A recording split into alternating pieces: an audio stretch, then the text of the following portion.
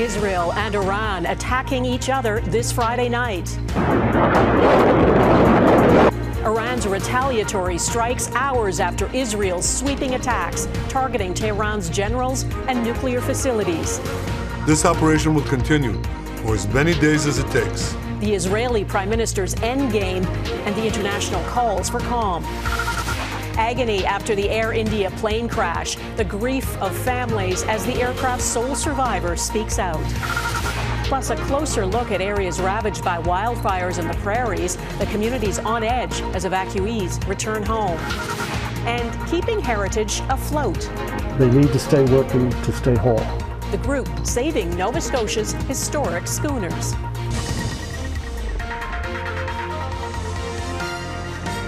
Global National with Donna Friesen. Israel came under attack tonight, Iran launching ballistic missiles at multiple targets. Some, but not all, have been intercepted by Israel's Iron Dome defense system. Israel says some civilians have been injured. An Iran supreme leader says this is just the beginning of the retribution. Israel, Ayatollah Ali Khamenei says, has made a big mistake, a grave error, and committed a reckless act. The consequences of this, he says, will bring that regime to ruin. Good evening and thanks for joining us. The Middle East is on edge tonight. Israel launched its most brazen and far-reaching attack on Iran, hitting nuclear and military targets, but also airports and residential areas. According to Iranian state media, at least 78 Iranians have been killed, including 3 top generals and several nuclear scientists. Israel's prime minister, who ordered the attack, says he's destroying Iran's nuclear capability and long-range missiles. And in a message to the Iranian people, Benjamin Netanyahu hinted at regime change. Our fight is not with you. Our fight is with the brutal dictatorship that has oppressed you. And as we achieve our objectives, we're also clearing the path for you to achieve your objective, which is freedom.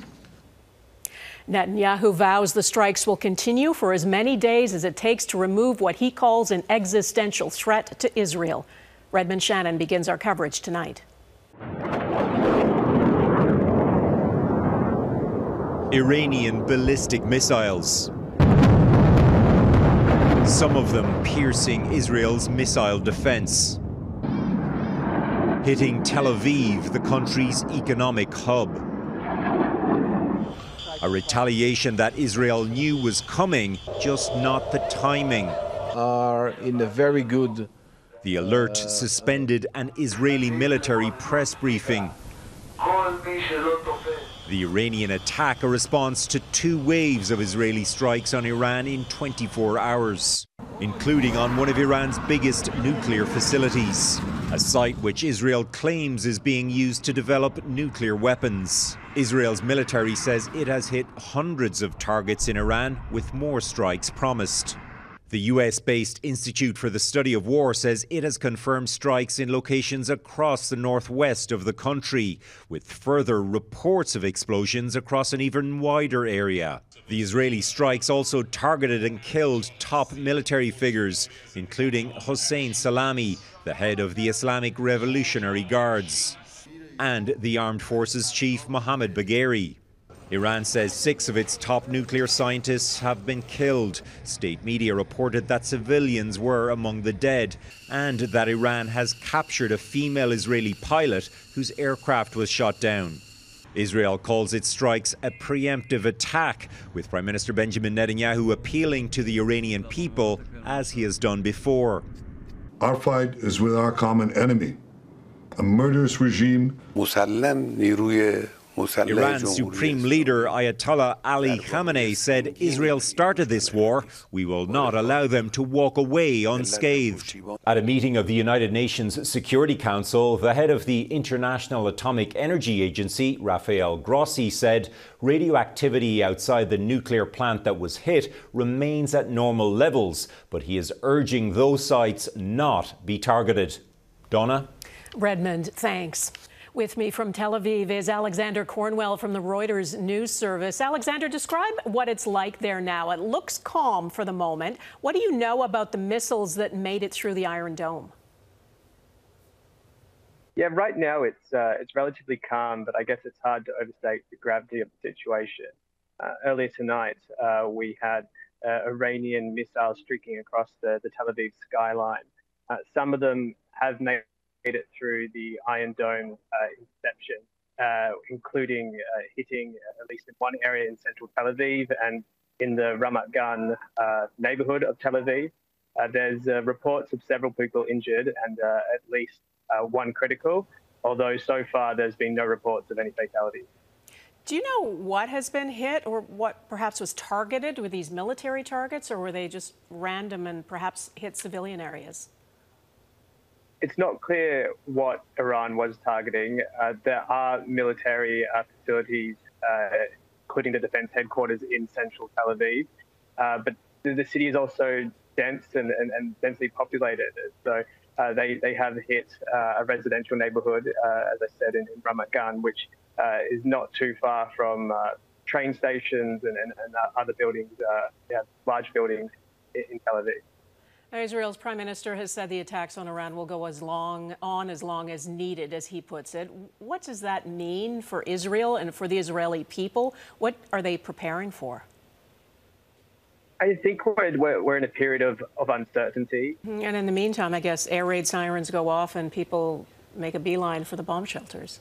That's right. So the air raid sirens in Tel Aviv started shortly after 9 p.m. tonight, and the military had already ordered the public into the shelters. That order has been lifted, but the airport has been closed. We just simply don't know what's coming next. All right. Well, Alexander Cornwell, for now in Tel Aviv, thank you for bringing us up to speed. I appreciate it.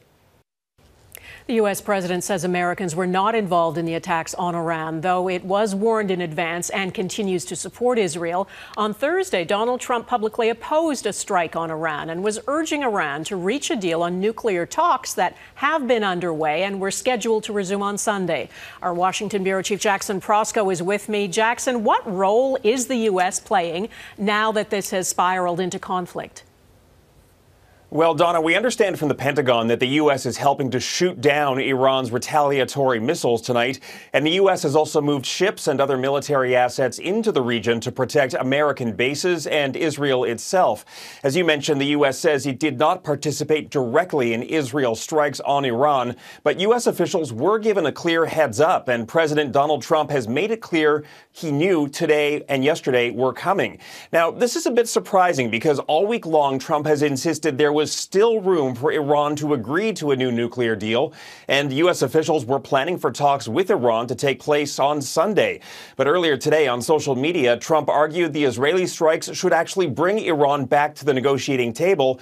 He wrote, 2 months ago, I gave Iran a 60-day ultimatum to make a deal. They should have done it. Today is day 61. He went on to say, now they have perhaps a second chance. Iran has, though, called off those nuclear talks, as you mentioned, and experts see little reason why they'd agree to them now.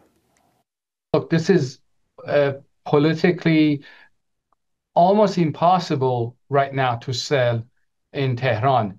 You cannot beat up a guy and then say, come and negotiate with me. I don't think Iranians can or will accept negotiating under these circumstances. So, Jackson, given all this uncertainty, is there a risk the U.S. could be drawn directly into the conflict beyond defending Israel? Well, look, we know that Trump has positioned himself as someone who wants to be a peacemaker, someone who says he does not want the U.S. involved in what he calls endless wars in the Middle East. But if Iran were to attack a U.S. base or oil facilities or shut down shipping in the region, the U.S. may find itself with no choice but to get involved. We've had a sense all week long that the U.S. is trying to minimize the risk of getting drawn in fully. You know, first it ordered those non-essential personnel to leave diplomatic and military facilities in the region. And last night, as the Israeli attack unfolded, the Secretary of State issued a statement making it very clear that the U.S. was not involved in the attack itself, Donna. Okay, Jackson Proskow in Washington for now. Thank you. World leaders are asking all parties to avoid escalation. Canadian Prime Minister Mark Carney is urging both sides to exercise maximum restraint and find a diplomatic solution. In a statement, Carney says Iran's nuclear program has long been a cause of grave concern, and its missile attacks across Israel threaten regional peace. He says steps are being taken to protect Canada's nationals and diplomatic missions in the region. The attacks between Israel and Iran will overshadow world leaders who are meeting at the G7 in Alberta. That summit, chaired by the Canadian Prime Minister, starts on Sunday. Our chief political correspondent David Aiken has a breakdown of the agenda and how it's changing. David. Well, Donna, as with many G7 summits over the years, the host's carefully organized agenda is about to be turned upside down by world events. In this case, this new conflict between Israel and Iran. And that conflict, along with conflicts in Gaza and Ukraine, are sure to feature prominently when G7 leaders gather in Kananaskis. But Carney must also account for a volatile U.S. president. The last time Canada hosted a G7 summit in 2018 in Charlevoix, Quebec, Donald Trump blew it up after getting upset at Justin Trudeau and refused to endorse the leader's communique. It's very hard to control how, frankly, President Trump and the administration are going to manage these meetings. Carney's approach is to forego the traditional 35-page G7 communique and instead get leaders to focus on shorter documents, something officials are calling action-oriented joint statements. Those joint statements could be on a range of issues, such as standing up to China, fighting transnational crime, or harnessing artificial intelligence. It's less clear if G7 leaders will be able to reach consensus, though, on Gaza, on Ukraine, and on the Israel-Iran conflict. The United States views Gaza and Ukraine, for example, through a different lens than Canada and other G7 leaders. In any event, in areas where there is no G7 consensus, the series of bilaterals or one-on-one meetings that Carney will have will become much more important. But the one thing that Prime Minister Carney can control are the bilaterals, and I think those are key for Canada during the summit. And one of those bilateral meetings is almost certain to be with Donald Trump. Now, officials on both sides of the border are sending out a note of caution. They are saying we should downplay expectations that when Carney and Trump emerge from their meeting in Kananaskis, there may not yet be a new Canada-U.S. trade deal. Donna. Okay, David Aiken in Ottawa, thank you.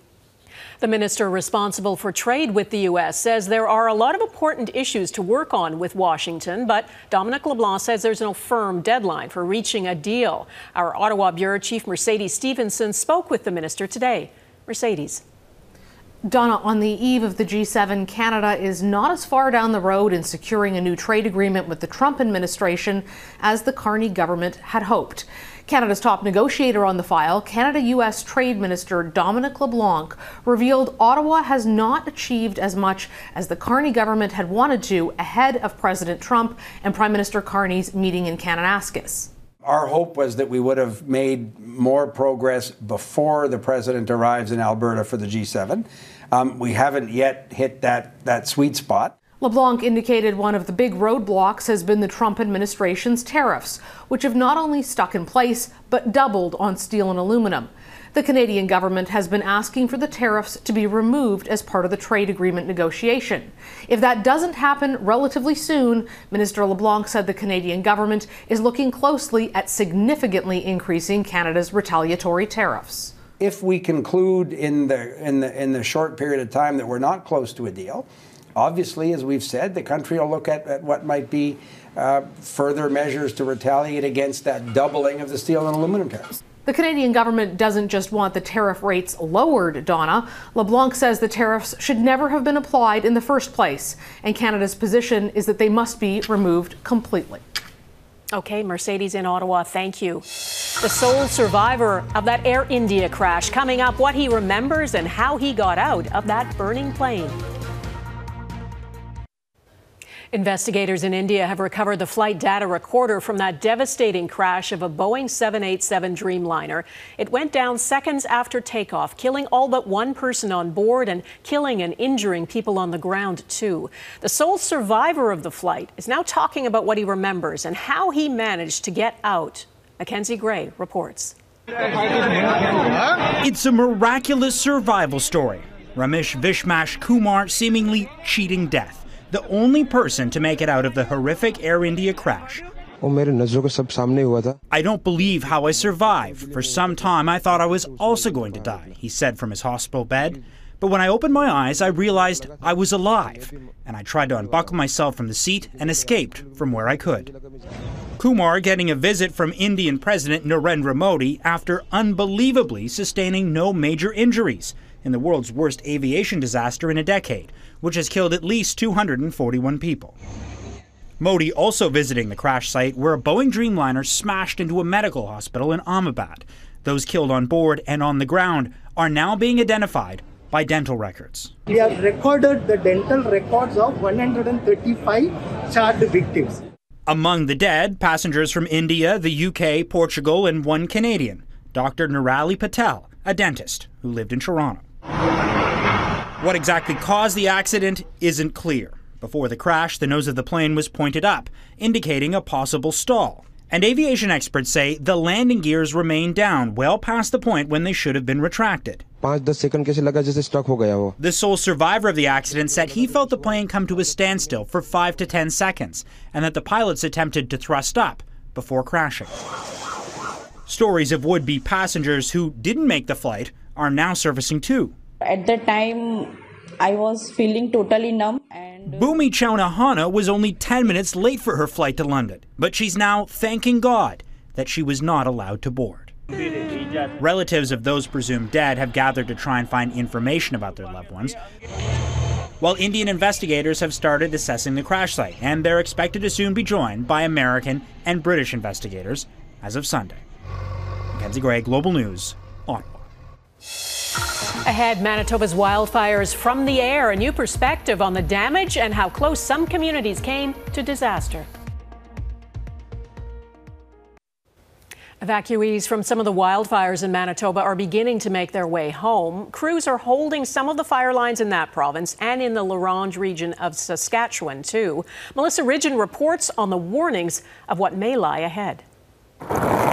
It's a trickle, but residents are starting to return to La Ronge, Saskatchewan, one of the communities evacuated on June 2nd as fast-moving wildfires threatened the region nearly 4 hours north of Saskatoon. Folks were given the all-clear Thursday to come back. I have me and my brother doing grilled cheese right now for bus number 3 that's coming in, just doing what we can because everybody's so excited to have their families home. The community, though, still largely a ghost town Friday, a feeling familiar to some next door in Manitoba who are also being allowed back home. We drove in, and I can honestly say I've watched some movies, and it honestly felt like you were coming into a camp that everyone just disappeared.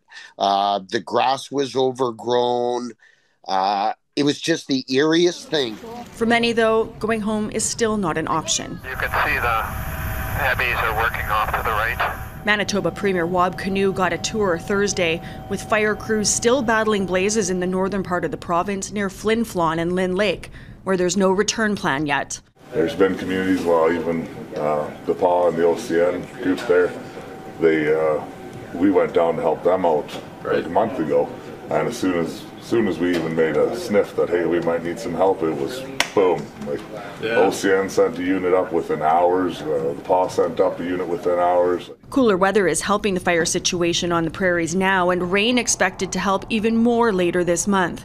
Canada's Natural Resources Minister warns that relief may be short-lived, though. High fire risk conditions are expected to return in July and likely persist through August. Federal officials saying wildfire damage already this year amounts to more than 6 times the size of Prince Edward Island, with months of dangerous conditions still to go. Melissa Ridgen, Global News, Winnipeg. Next, keeping Nova Scotia's nautical history shipshape. What a game it was. The Edmonton Oilers clawed back to tie up the Stanley Cup Final Series after being down 3-0 yesterday. The Oilers beat the Florida Panthers 5-4 in overtime. The Oilers are 2 wins away from hoisting the cup now. Game 5 is in Edmonton on Saturday. Nova Scotia is home to the most schooners in this country, including the most famous one, the Blue Nose. It still sets sail on East Coast waters every summer, but working schooners built in Nova Scotia are an increasingly rare sight. As Heidi Petracek reports, a determined group is putting all hands on deck to change that. Piece by painstaking piece. We have to just kind of pry it out. The LCL is being restored and rebuilt. The schooners are a real tradition. There is a visceral connection. Members of the Nova Scotia Heritage Schooner Rescue Society worry that connection is being severed by time. This 37-foot schooner, built in 1969, is an example of boat-building traditions dating back more than a century, left exposed to the elements onshore for years after the owner died, until the society came along. All this takes a lot of time, sweat, and wood, but the group hopes to get the LCL on the water by next summer. Used to be that owning a boat like this was kind of a way of life, but that's no longer true. Sitting on the deck of his own 95-year-old schooner, a work in progress, Jim Carwadine knows the traditional skills and know-how required to get boats like this back on the water is disappearing. Young people, which would be the inheritors of a boat, they don't have the skill, they don't have the money, and they don't have the time. And all of the skills and the interest in working on them will go with it. And so the Society's biggest goal is not only to restore the vessels left, but teach the next generation of Nova Scotians how to build them, care for them, and sail them. That's the whole idea, is getting the younger generation involved and learning about the history. In fact, just yesterday I had a phone call from a father, and his soon-to-be 12-year-old son is really interested. So it's happening. So I think we're kind of on the leading edge of something that looks like change. Change he hopes will preserve these symbols of Nova Scotia's shipbuilding past and steer them into the future. Heidi Petracek, Global News, East River, Nova Scotia. And that is Global National for this Friday. I'm Donna Friesen. Tonight's Your Canada showcases Kingston, Ontario, Pelican Point, Alberta, and Moncton, New Brunswick. Please send your pictures of Canadian pride to Global National at globalnews.ca. And thanks for watching. Bye-bye.